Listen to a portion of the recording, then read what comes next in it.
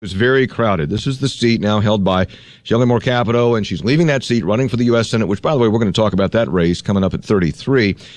And there are 7 Republicans who are vying for that seat, and we're going to talk to all of them before the primary. And one of them joins me now. It's Ken Reed. Ken Reed is from Brooke County originally, but he's lived in outside of Berkeley Springs for the last 20 years. He's a pharmacist. He got in this race, and I got to tell you, he's a guy that, at least from the political circles, nobody had heard much about, and all of a sudden Ken Reed is in. He put in a lot of his own money to get the thing started. Now he's out campaigning, and he joins us in the studio. Ken, how you doing? Glad to meet you. I'm doing fine, thank you. Yeah. Who are you? Why are you in this race? That's what we always start with. Yep. My name is Ken Reed. I am in this race mainly because I believe we need to go back to citizen statesmen instead of career politicians.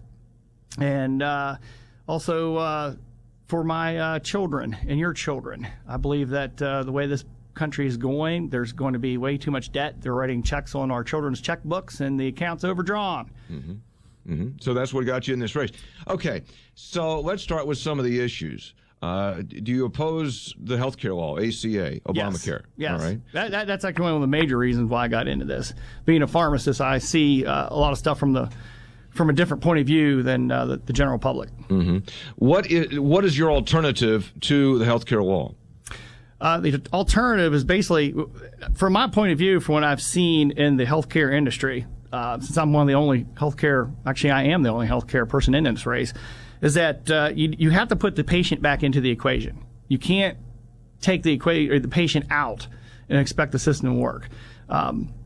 I spend more time, and the physicians spend more time on paperwork now than actually talking to the patients. And that has got to reverse. Anytime you get more and more government involvement, that overreach into healthcare, you're going to have that. You get this ballooning of the middle administrative part, and the patient care goes down. Well, one of the reasons that the government has gotten more deeply involved, Ken, I believe, is because there are gaps. And you, as a pharmacist, would see that. There are gaps with people who have pre-existing conditions but aren't able to afford insurance. If you don't want the healthcare law, and part of the healthcare law is to deal with that, people who can't get insurance or can't afford insurance, what would be your solution for that? What's the alternative? You're talking about the people who already have existing disease, pre-existing conditions. Pre-existing conditions. Yeah, most of that you should be able to pull that into. You have Medicaid, which is supposed to be catching the lowest end, right? All right, of those people. So that's already in place.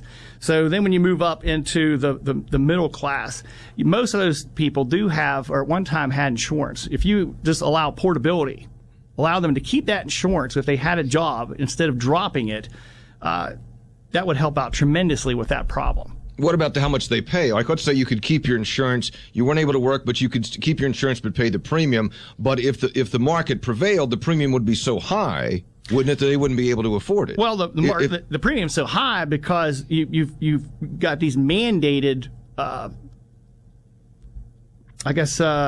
these mandated issues, all right, for things that you don't need. Like if you're a young man, all right, you don't need to pay for oral contraceptives. All right, you just don't. So you can go with a catastrophic plan, lower your deductible, and have something that you can survive on. But with what the Obamacare situation is coming down, it's making what you need a lot bigger to pay for the bigger risk pool. Ken Reed is with us. He's a candidate for Congress in the 2nd District. He's a Republican. Let's talk about spending. You mentioned that at the outset. You're running, like all the Republicans, as a fiscal conservative. Would you support? I'm not holding you accountable for the Ryan budget or whether you've read the Ryan budget or not. But Paul Ryan's budget was passed the House narrowly. Almost all Republicans except 12 voted for it. It's a budget that brings spending in line, but it makes Medicare more of a voucher system or a premium-based system for seniors. It cuts down some of the social spending, and it reduces taxes. Does that line up with you philosophically? Would you support that budget plan? Yeah, I have not read the Ryan budget, the whole thing. All right, being a small businessman, I know how to balance a budget. I don't. When we incur, even our accounting is different. The government accounts for things different. The off-book stuff. So when agree to pay for something, it's on the books at that particular time. I know how important that is because I know there's no bailout coming for me. I've been able to survive these last 5 or 6 years during this down period. Surviving is a new thriving in today's world, and we've seemed to done pretty well at that. The problem with the Ryan budget was the Medicare cuts for the seniors in West Virginia, which that patient population would probably been hurt the most. So do you oppose the concept? Give me some solutions to then the spending problems that we face in this country. And you just alluded to how we need to be more responsible. Give me some specific solutions as to how we solve our spending problems. One time I had worked at the VA, and how all the government works is if you don't use it, you lose it. So instead of one way you could do this, instead of giving them some type of incentive to decrease that budget a little bit, because back then they were buying mops and stuff that they just didn't need. There's always that kind of stuff you can cut out. Well, there are, okay, but I understand, but mops or whatever, but the real money, and if you looked at the budget, you know this, the real money is in Medicare, Medicaid, Social Security, and the defense. That's where the real money is. And if we're ever going to deal with the $17 trillion debt, we either got to deal with that on the spending front, or we got to raise taxes, or a combination thereof. I mean, would you agree with that? There's only a couple ways to do it. That's correct. That's absolutely correct. We need to, like the defense, we need to honor any of the promises we've made, but there's always places to cut. I firmly believe that. Social Security is going to be, especially the disability part, is going to be insolvent in 2016. That's going to be a huge issue to deal with. It's estimated like 2033 that they'll be totally toast, which I did find out something when I was looking into this, that all that actually means is at 75% of the current levels. That's where it's going to be, because you're still going to have money coming into the system, just not enough to pay the full benefits. Exactly. Medicare and Medicaid, the whole thing is at 2026 is when that thing's going to go start going down. So we do need to start bringing these costs down, and you can do that by looking at the program itself. Dealing with Medicare and Medicaid for the past 20 years, I can tell you some things you probably could cut out of that, especially Medicaid. As you know, Medicaid's pretty, I've heard you talk about it quite a few times. When the Affordable Care Act moved all those people over into Medicaid in West Virginia, there's no plan to get them off of Medicaid. That's the biggest problem I have with that. Once they get there, they're going to be there. Once they get there, there's no way to get them off of it. And there could be a simple step-down process. Instead of like a carrot and a stick, say if they find a job, then they don't automatically lose their benefits. You can step it down on a sliding scale to get them some type of incentive to come off of those programs.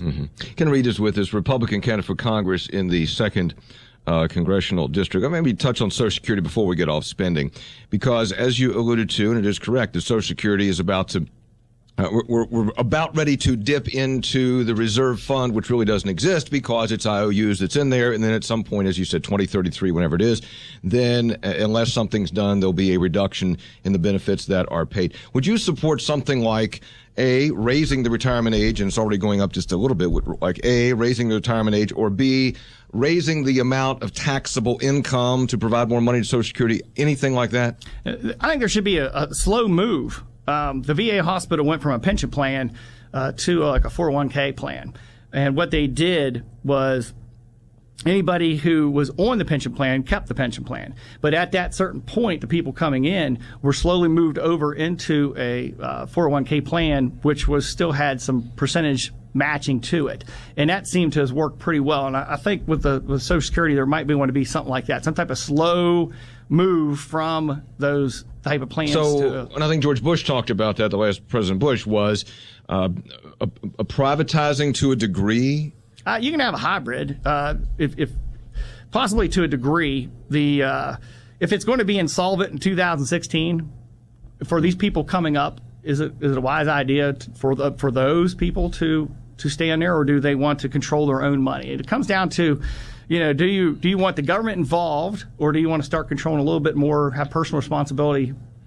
Can a lot of Republicans in the House take the no new taxes pledge? That is, under no circumstances would they approve or sign off on any form of tax increase. Is that something that you would agree to, or something you would rather reserve judgment on? I'd probably reserve judgment. Right now, I have a no pledge policy. I think I've received that in the mail, and I am. There's nobody who loathes taxes more than I do. I've been in business for 20 years, and my point of view is that the pledge itself, while is a good idea, my taxes have kept going up. So it obviously is not doing a whole lot. So at this point, I would rather not do any pledges to any outside entities. My point of view is that I am working for the 2nd Congressional District. Those pledges, if they come from anywhere, will be coming from there. Okay. All right. What's the Second Amendment mean to you? The Second Amendment is actually, to me, it's pretty straightforward. It has nothing to do with hunting and everything to do with tyranny. That's what the Second Amendment's for. I think they try to push it over into this hunting, this sportsman's type thing, but it's all about the tyranny that could go on. I look at stuff going out in the other parts of the world, Ukraine and whatnot, and as that is particularly what the Second Amendment's for, is so that we do have a well-armed militia. And does that mean that, everybody that comes on, I ask them about this, because there's still, according to the courts, Ken, there's a place, though, where if the Second Amendment provides a right of an individual to keep and bear arms. At what point does the government have then a responsibility to limit that right? I've actually had this conversation with a constituent down in Charleston. He actually called me about that, the bill that just passed down in Charleston. And the point that I got across with him was that I'm not arguing the point that the states have a right to regulate that. That's not the question. The question is how much. Right. All right. How much do you regulate? Right. And he was upset because that bill did pass. And my point to him was, well, the forces, this is the way the political process works. The forces who wanted that bill, the regulations to go that way, organized, went down to the legislature, and did the proper thing. I said, if you want to push your point of view, then you need to do the same. You need to get groups of people around you with the same ideas, go to the legislature, and put those ideas forth. And then we'll let data decide. In a couple of years, you'll have some data out to find out it was a problem at all. It very well may not be any problem. I think there's a lot of fear out there that drives a lot of this stuff. Ken Reed is with us, Republican candidate for Congress in the 2nd Congressional District. What is your view on defense? Again, you mentioned that earlier, but expand on that a little bit if you will. What is the role of this country in the world in applying its massive military force, in your opinion? Well, the first part is the defense of this country. That's number one. And as for so your question is the defense in regards to the rest of the world? I mean, well, yeah. I mean, we understand. I mean, it is a given that there is a responsibility to defend the shores of the country. Does the United States have a larger role in the world? And what is your opinion of what that role is, if in fact it has a role as a superpower, as a defender of democracy, as one who intervenes in conflicts around the world? This comes up all the time. We're coming off Afghanistan and Iraq. We're looking at the Ukraine, Syria. So just philosophically, what do you believe on that? I'm not asking for a particular commitment. We are part of the world, so we do have to interact with the PER. But those come down to a case-by-case basis. What are our interests in that? And that's really what it comes down to without any specifics. Okay. All right. What's it like out there on the campaign trail? You're new, right? You hadn't run before, right? Oh, that is correct. This is the first time we run. It's tiring. I'm one of the only, I think I might be one of the only, or maybe one other candidate that still is working out there. So, I still work, and we're doing this because I'm an extreme fiscal conservative. We're tight, very, very tight, and we're doing very well with what we have. So, yes, we're tired, very, very tired. You put in initially $200,000 of your own money. That's correct. In this race. That's absolutely correct. Years ago, back in 1998, when I got to Berkeley Springs, we invested in that community. I bought a tiny house. and put a pharmacy into it. And back then, as a percentage, is probably about the same money-wise. And from there, I invested in that community. And I look at this the same way. I'm investing in this 2nd Congressional District. I look at it as the seed money to get going. And my goal was eventually for them to invest in me. I like to connect the counties. I like to get away from this idea that it's East versus West. It's one district. Mm-hmm. Let's make it work together as well as it can. Although, as you travel and campaign, you find out it's a pretty big Oh, it's a monstrous distance. 300 miles from my house to Jackson County. I was going to say you got to go through the 1st to get to the other part of the 2nd. Yes, because you got to go through Morgantown to get over there. Hopefully the weather's treating. I have a private pilot's license, and so sometimes I get to fly, so I can be in Charleston as long as the weather and physics are on my side. Ken Reed, Republican candidate for Congress in West Virginia's 2nd Congressional District. We're talking to all 7 of the candidates. It's good to see you. Be safe on the campaign trail, and we'll be in touch. Thanks for coming by. Thanks for having me. You have a nice day. Thank you. Appreciate it. Ken Reed, you can check him out. We're trying to introduce you to, if you haven't heard him, all seven of the congressional candidates, all the Republican congressional candidates in West Virginia, too. It is one of the more fascinating races